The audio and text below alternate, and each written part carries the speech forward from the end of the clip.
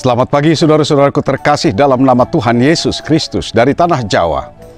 Saya sampaikan firman Tuhan untuk kita pagi ini dari 2 Korintus 11 ayat 30. Jika aku harus bermegah, maka aku akan bermegah atas kelemahanku. Saudara-saudara, nats kita kali ini spesial karena ini ungkapan hati curhat daripada Rasul Paulus ketika dia menghadapi banyak tantangan di dalam hidup pelayanannya. Saudara, dalam perjalanan pelayanan setiap hamba Tuhan, kita pasti setuju jika saya katakan saudara-saudara bahwa seiring dengan panjangnya perjalanan waktu itu, maka demikian pula warna-warni daripada dinamika peristiwa yang dihadapi sepanjang perjalanan itu sungguh-sungguh adalah sebuah pelajaran yang sangat berharga.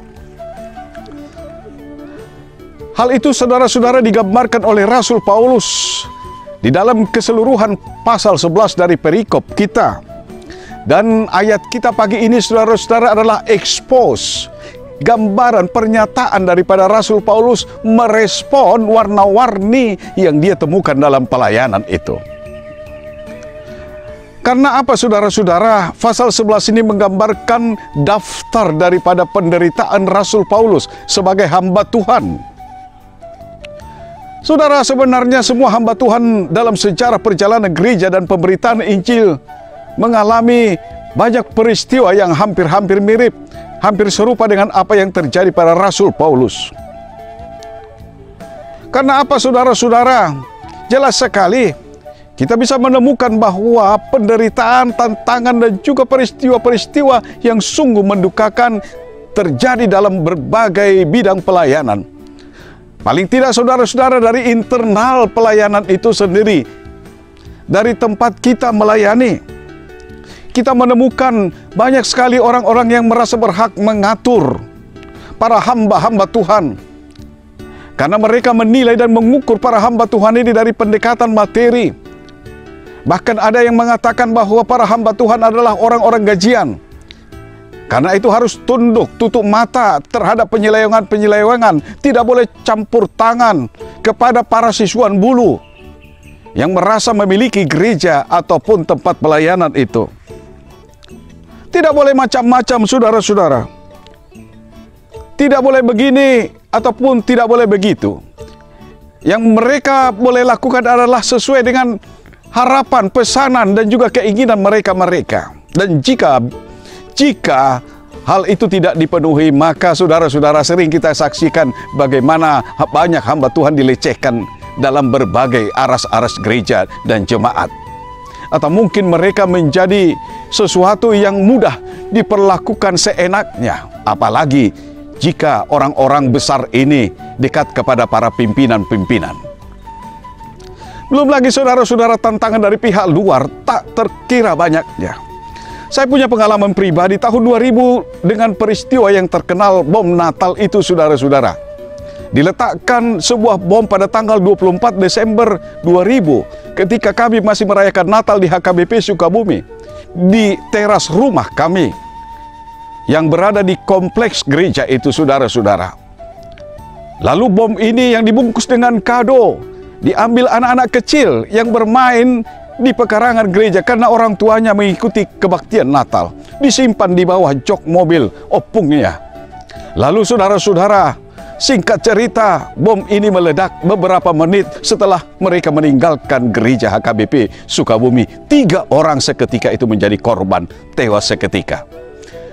Duka dan derita berkepanjangan terjadi terus-menerus. Ancaman kepada para hamba Tuhan yang datang dari berbagai aras, dari berbagai lini, sungguh-sungguh mendukakan hati.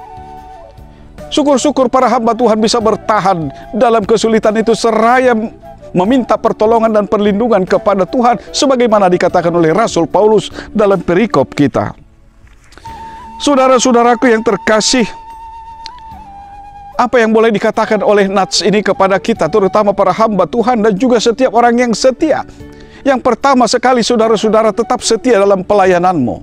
Tetap setia pada tugas panggilanmu, apapun yang terjadi. Taat kepada Tuhan, lebih taat kepada Tuhan daripada kepada manusia. Yang kedua, saudara-saudara, adalah seperti yang dikatakan oleh Rasul Paulus. Mungkin para penderitaan itu adalah dianggap oleh dunia ini sebagai kebodohan. Karena biasanya orang kalah, orang yang menderita dianggap adalah orang-orang yang bodoh, tidak bisa maju ke depan. Tapi Rasul Paulus membalikkan pemahaman itu. Dia katakan bahwa kesalahan, kebodohan, kelemahannya itu justru di sana dia boleh bermegah. Karena apa, saudara-saudara? Karena dia tahu dia menghadapi penderitaan dan kesulitan itu karena keteguhan dan kesetiaannya, karena ketaatannya kepada tugas panggilannya yang diberikan Tuhan kepada dirinya. Di situ dia boleh bermegah. Dunia ini melihat kemegahan dari sudut materi, tapi orang beriman melihat kemegahan justru dari kesetiaan dan ketaatan kepada Tuhan. Mari setiap orang Kristen taatlah dan setia kepada Tuhan, maka kita akan bisa menyaksikan banyak hal yang luar biasa dalam hidup kita, lebih daripada yang bisa diberikan oleh dunia ini. Tuhan memberkati kita, saudara-saudara dari tanah Jawa. Amin.